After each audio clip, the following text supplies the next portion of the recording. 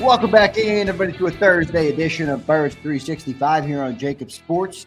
Wrapped up Eagles mandatory minicamp this week, and they'll kick off training camp coming up at the end of July. So about a 5 to 6 week period here that we'll have before training camp kicks off. And once training camp is here, everybody, you know what that means. That means the season's here, because we go right from training camp into the season all through the year. By week, what is it, week 9, I think, and then we have a race to the finish, and hopefully we'll be playing in February again this year. So we'll have a long run. Looking forward to doing all that. Mandatory minicamp in the rearview mirror now. Johnny Mac, let's talk a little bit of offense. Jalen Hurts coming in year 5 as a starter.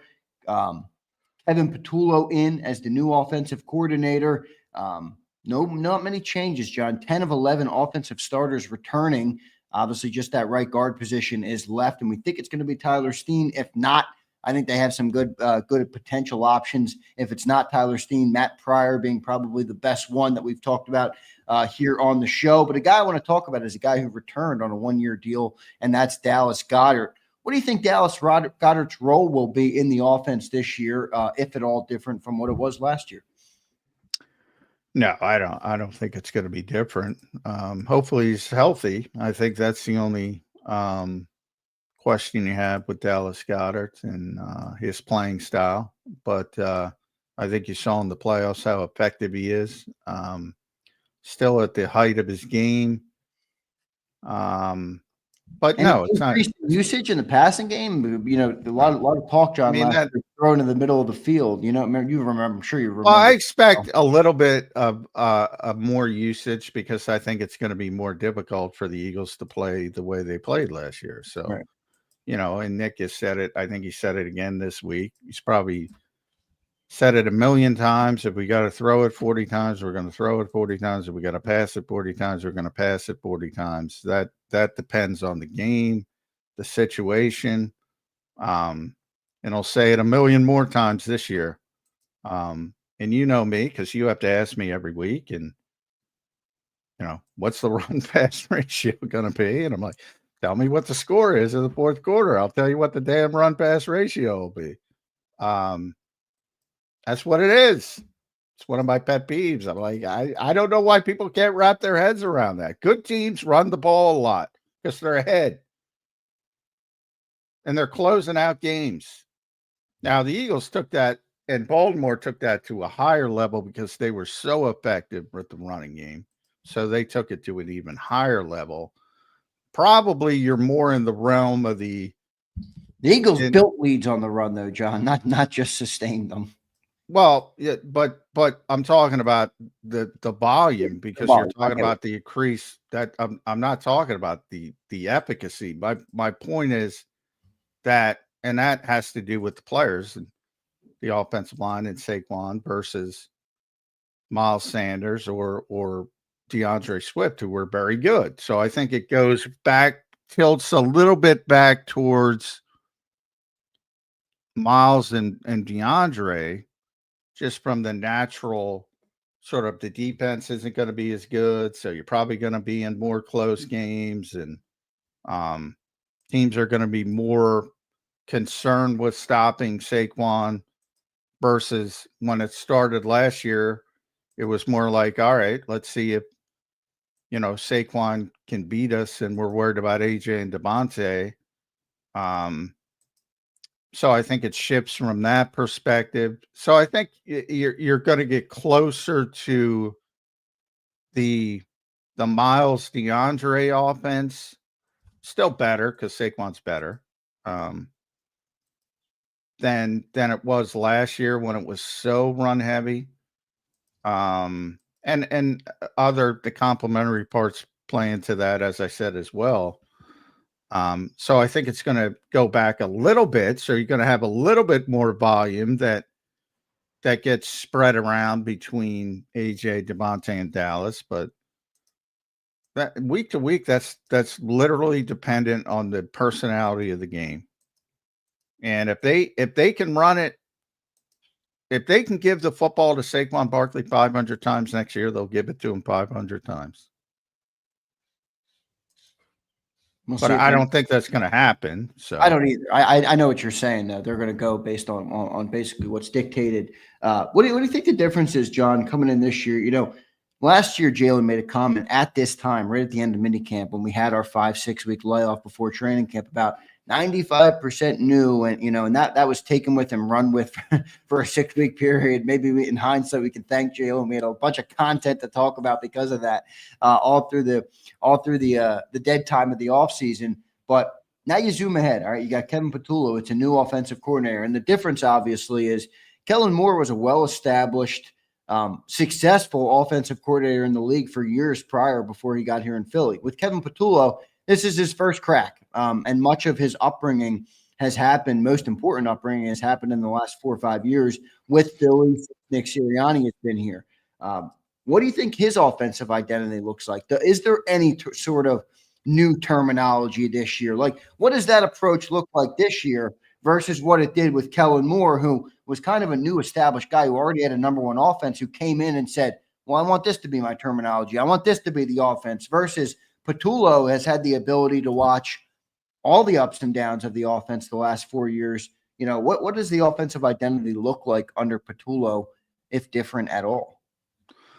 Well, I don't think it's looked much different in the Nick Sirianni era. So I think it's going to look very familiar. Like last year. What about the terminology though and stuff like that? Like Jalen had, obviously. Well, I wish every DeMonte talk this week. DeMonte's the best to listen to with this, because DeMonte will tell you football's the same. They just call it different things. Right. Everybody runs the same stuff, especially in the modern game. And he said it again this week. It's always, you have to change terminology by nature a little bit, because, teams get used, especially the teams you play, your division foes. If you just stay stagnant with it, they can identify what you're trying to do on the field. And so you have to change some little things. But from the standpoint of, and even Jalen Hurts scaled back that 95% comment. He knew he made a mistake with that. And he was talking about terminology, and even that wasn't 95%. But yeah, it changes with new coaches, and that's always been like dumb to me, to be honest, because I'm like, well, there's tremendous turnover in the NFL anyway, but basically you have a bunch of the same players. So why do you have a bunch of people trying to learn one way versus one guy trying to learn the traditional way? And, it works both ways. Well, part of it is, again, you're losing guys. So that's the nature of the NFL. Shane's in Indianapolis, and Brian's in Washington in the division, and even defense, Jonathan Gann in Arizona. You got to change it from that perspective. When you have success, you got so many coaches who know what you're doing, right, in different areas. So there's a bunch of change that has to be built in. But as far as for what the fans see on Sunday or Saturday or Monday or Thursday or Friday, I can't say Sundays anymore.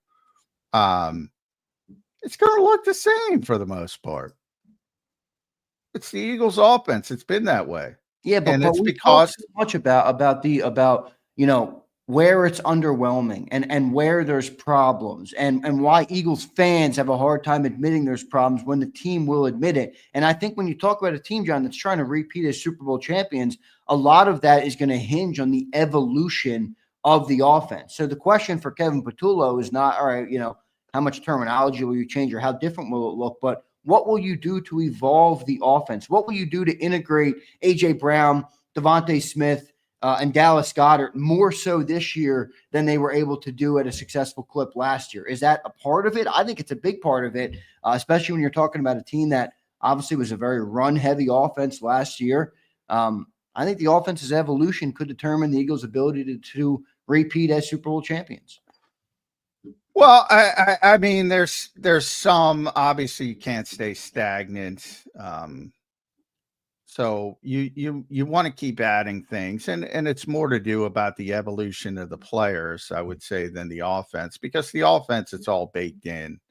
And as players get more experience, specifically quarterbacks, as they get more experience, they can handle more things, and you evolve from that way. But it's more, to me, it's way more about execution than developing new plays.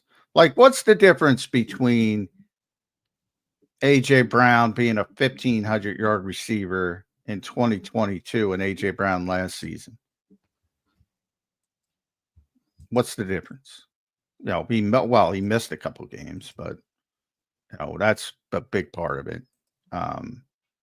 But good. There's not much.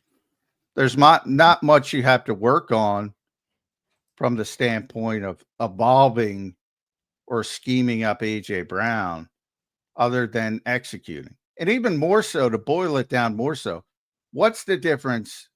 Did the Eagles evolve to a serious degree from the divisional round to the NFC Championship game in the Super Bowl? No, they executed better. Right. And when they execute with the talent they have, it's Katie bar the door. Because they got all pros and Pro Bowlers all over the place. So the challenge for Patullo is improving your rate of being that effective, essentially, Exactly. right? Yeah. It's not about adding plays or wrinkles, or sure, you want to evolve, and you want to, it from the standpoint of Jalen Hurts, you want to continue to get better at some of the things that he doesn't do well, which is, timing throws, which is, Right. sight adjustments, throwing guys open versus throwing to open guys. These are the things, all young quarterbacks go through, and you want them to get better and better each and every year. But yeah, the scheme part, like scheming guys up, you don't have to scheme up AJ Brown, Monte Smith. You might have to scheme up Terrace Marshall. If somebody gets hurt, you might have to scheme up, Will Shipley a little bit if you're in that type of position. With this team and this talent, it's about execution more than anything else. But as far as the offense as a whole and what people are going to see, it's stunningly similar from Nick Sirianni to Shane Steichen to Brian Johnson to Kellen Moore, and it will be similar with Kevin Patullo, because they're all good coaches, and they all built the offense around the talent they have. And that starts with the quarterback, and they try to maximize the strengths of the quarterback, which is exactly what you're supposed to do and what they will continue to do. Now, each year has looked slightly different, obviously, for reasons not entirely in the Eagles' hands. Defenses, different things that happen throughout the league, different injuries, different things like that. How will Jalen Hurts evolve then, John, in this system? I mean, I do think he's going to continue to take steps. While I agree with you, it's going to look largely the same. He's got to keep taking steps moving forward. I think that's every great player wants to keep getting better, obviously. Then what does that look like for Jalen Hurts? I mean, should he push for more passing? Should he push for more of that, or is it just kind of a natural evolution? I think it's I think that's more situational, like I said, from week to week. I mean, even last year, there are times they're not going to be a high volume passing offense. I mean, if some people looking for that, like with their offensive line and their running back, they're not going to be a high volume passing offense. Maybe they will be down the road if their offensive line falls apart. If they don't have a talent like that at running back, maybe you're back to, or if you're playing behind, a lot. Now, I think people forget that Jalen Hurts almost hit 4,000 yards in 2023. Well, what's the difference? What's the difference? The difference is they're playing in fourth quarters. They had to throw the ball to try to win games. So the passing numbers look much more effective. The turnovers are up because you have to take more chances. A lot of these things are just common sense, you know. And if you're in closer games, those passing numbers are going to go up. Like I've said it pretty consistently when we're talking about quarterback rankings, quarterback blah, blah, blah. Jalen Hurts' best season was 2022. I think most people will agree with that. Some won't because he won the Super Bowl last year. But you can make a strong case from a personal level, as I've tried to, just a personal level, that Jalen Hurts played better in 2023 than 2024. Not for I'm not talking about 2 games. I'm not talking about the final 2 games. I'm talking about the full allotment. So it was 18 games in 2023 and well, he only played, I guess, 19 games last year. The full allotment. Now, he had to do more in 2023 because the defense was an abject disaster. So, will he be called on to do more this season? Probably. Right. No, probably. Question. I mean, last year he had to be a game manager, really. I mean, not. I don't say that in a derogatory way either. I mean, the team relied on an unbelievable running back and running game. Their defense was incredible. Jalen didn't have to be an MVP last year. Do you think that changes this year? No, I don't think he'll have to play at an MVP level. Because of the talent they have. But I do think it'll be closer to 2023 than 2024. But that has more to do with the defense taking a step back and probably the way they're being played. My assumption is, and you never know with some of these dumb teams, but my assumption is they're going to game plan to try to take away Saquon, and that will open up more of the passing game. And maybe that changes in season. Maybe they prove it and you got to go back and you got to pick your poison, yada, yada, yada. But my assumption is teams are going to sell out to try to stop Saquon and force the Eagles to pass the football, which be careful because, that might work out poorly. Yeah, we'll see what ends up happening. Still a bunch of questions there on the offensive side of the ball. It's going to be interesting to see how it develops, Johnny Mac. Obviously, with this offense, they got so many pieces on this offense. It's almost like the biggest question on it is how do you get them all involved? Obviously, last year Saquon had the burden. Saquon carried a lot of the load. I don't know how that changes this year. I'm going to be interested to see, but I do think it's an interesting talking point. And I'm curious to see what Jalen does too differently. I do think it's going to be different. I know I'm with you in that it's going to be the Eagles offense, but every year there's been a different iteration of it, right? It's looked different for whatever reason. What's it going to look like this year? I think it's going to be more passing, but still combined with that Saquon Barkley level run game. It could be the most potent offense yet.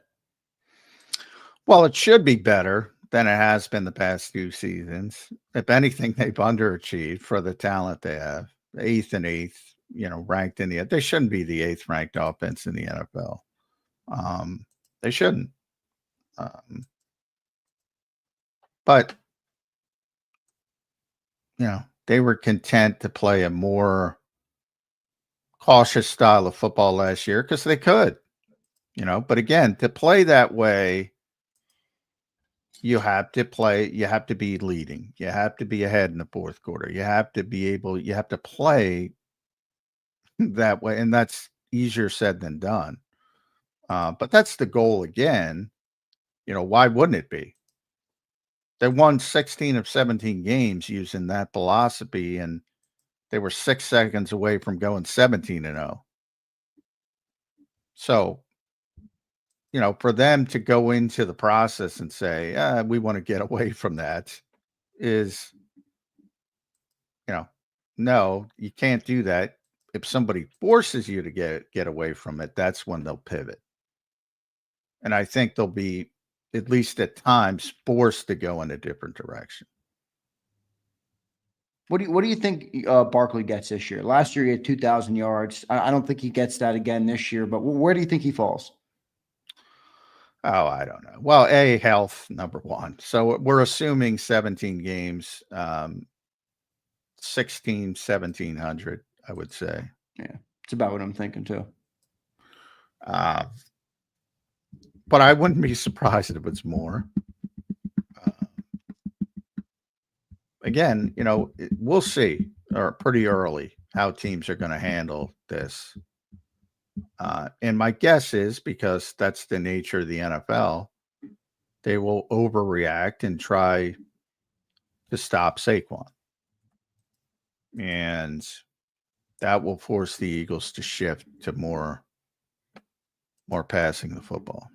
Yeah, that's what I think too. We'll see what ends up happening with it. Still plenty of stuff to talk about, to wonder about. I mean, with that offense, and Saquon is down at 1,600. Do you think Hurts gets back to 3,600 passing yards? Everybody was waiting for that 4K year. I don't think that'll ever come, but I think it does increase a little bit this year. Well, I think it could come. Why can't it come? I'd have to look it up. I mean, I think he had like 3,900, 22 maybe. Yeah, I mean, he's like 100 yards away. Yeah. I mean, why can't it come? But I don't think people want it to come, because if you're throwing for 4,000 yards, and you see it with all these high volume throwers, that means you're behind a lot. That means you have to throw in the fourth quarter. So I don't think people may think they want to see that, but I don't think they want to see that. But he can do it, especially if you get to 18 games. I mean, why the hell not? I mean, when would that happen though? That 18 game thing. Still feels like we're a couple years out from that. Yeah, we're a couple years out, but not that far out. But I mean, he was right there in 2023. But again, behind a lot, got to throw in the fourth quarter a lot. Volume goes up. Like I think, be careful what you wish for the people that want that. Yeah, we'll see what ends up happening with it. Good stuff there, Johnny Mac. We'll get to our second commercial break. Let me see if I got any chats. No chats here today. Appreciate everybody being here. We got Gary Cobb coming up in about 10 minutes from now, so looking forward to seeing that. John, one last question here on the offense. Let's just go to A.J. Brown and Devontae Smith. We just talked about basically everybody else but those two guys. Whenever you have two guys that good, John, I think this is where a lot of the talk about the passing game comes from. I mean, we got two dudes who I think are arguably both top 10 in the NFL. I know people won't put Devontae there because he's a number 2 and whatever. He doesn't have quite the usage rate, but I think talent-wise, he's up there, top 10 in the NFL. And then you have A.J. Brown, who, anybody can take their pick. I'll take A.J. Brown over any receiver in football. You got to get those guys more involved. That's what I feel. That's the one thing that I'm like, I want to pass more, because I think when A.J. Brown gets the ball, good things happen. When Devontae Smith, I've watched Devontae Smith make some of the craziest catches I've ever seen, from the sideline to the back of the end zone. I want to get those guys more involved. I don't think that's a bad thing to want to get those guys more involved. Obviously, you have to do it within your offense and within your system, but I do think they both have bigger years this year. Well, I think they do as well, because I think, again, it'll fall, be right? Yeah. It'll be the way the game is played. And I think you'll have that. And that's what I think it is. I mean, all of this stuff is, I think that's what most fans don't understand. All of this stuff is in the offense. Like, believe me, and Nick, when he was calling plays, he would always say, he had his little section on the play chart was for the the guys that have to get the football. And back then it was you didn't have AJ yet. That was 2021. So it was at the time much more limited because Devontae was, a lot of people forget, he was as a rookie, he was the number 1 wide receiver, and then Dallas Goedert. So it was always 6 and 88 on the play sheet to get those guys the football in key moments. Now it's evolved to AJ, Devontae, and Dallas. Believe me, those plays are on the play sheet. And that goes to the situation in games and what you need at a particular time. So, yeah, I think they're all going to go up. I think the volume of the passing game is going to go up, but I think not because they got to get them the football more, because that's the way the game, each individual game the personality will be more passing this year than running, because teams will adjust, opposing teams, and they will try to take away Saquon Barkley. And that will give more opportunities. But if they can't take him away, it's going to be the same. It's going to be the same. And he's healthy, which is a big part of it. And he's playing at the same level, because you also have to bring in the fact that he touched the football 492 times or whatever. And maybe he's not the same, because that's happened. So there's a bunch of things that could happen. And that's why I think most of them will force you to throw it more. Teams adjusting, the banged up nature of football and what running backs go through. All of that factors into more passing this year. But I don't think they're sitting there because they already have it in the offense. Believe me, the Eagles know A.J. Brown is available. Like, it's crazy to me that people think, well, they don't want to get A.J. the ball. They fucking want to get A.J. the ball. But sometimes I feel like they make that harder than it needs to be. Well, I think that's the best receiver in football. Fucking run him across the middle and get the ball to him. You know, I mean, maybe it's easier said than done, but good night. I think it's the nature of the running game, because the running game is not as sexy. And even when you have the 6th best rushing game in the history of football, there's a bunch of ugly plays in there. There's a bunch of 2-yard runs and a bunch of 1-yard runs and a bunch of 3-yard runs. Right. And it's not as pretty. It's not as aesthetic.